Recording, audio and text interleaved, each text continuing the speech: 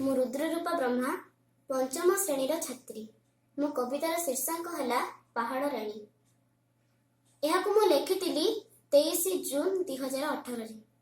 ଏହା ମୋର ଦ୍ୱିତୀୟ କବିତା। ମୋର ପ୍ରଥମ କବିତାଟି ହେଲା ମୋ ବାବା ଓ ମାମା। ବର୍ତ୍ତମାନ ମୁଁ ପଢ଼ିବାକୁ ଯାଉଛି ପାହାଡ଼ ରାଣୀ। ଆଶା କରୁଛି ଆପଣମାନଙ୍କୁ ଏହା ଭଲ ଲାଗିବ। ପାହାଡ଼ ରାଣୀ ଲୋ ପାହାଡ଼ ରାଣୀ, ଜଗତକୁ ତୁହି କରିଛୁ ଋଣୀ। ପାହାଡ଼ ରାଣୀ ଲୋ ପାହାଡ଼ ରାଣୀ, ଜଗତକୁ ତୁହି କରିଛୁ ଋଣୀ। ତୋ ଗମ୍ଭୀରା ଭିତରୁ ସୂରୁଜ ଉଏଁ, ପୃଥିବୀରୁ ଅନ୍ଧାର ଦୂରେଇ ଯାଏ।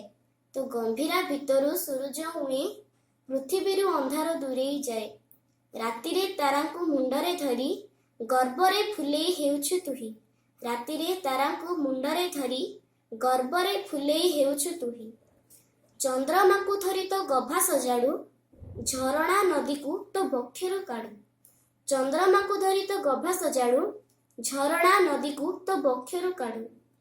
କାଠ ମାଟି ଔଷଧ ଯୋଗାଇ ଦେଉ, ଖଣି ଖାଦାନ ସବୁ ଆମକୁ ଦେଉ। କାଠ ମାଟି ଔଷଧ ଯୋଗାଇ ଦେଉ, ଖଣି ଖାଦାନ ସବୁ ଆମକୁ ଦେଉ। ମଳୟ ପବନ ବୁହାଇ ଥାଉ, ବରଷା ହେବାରେ ସହାୟ ହେଉ। ମଳୟ ପବନ ବୁହାଇ ଥାଉ, ବରଷା ହେବାରେ ସହାୟ ହେଉ। ଆମ ଜୀବ ଜଗତଙ୍କ ତୁହି ବିଧାତା, ଭାଳି ମୁହିଁ ତତେ କରୁଛି ପୂଜା। ଆମ ଜୀବ ଜଗତଙ୍କ ତୁହି ବିଧାତା, ଭାଳି ମୁହିଁ ତତେ କରୁଛି ପୂଜା। ଧନ୍ୟବାଦ।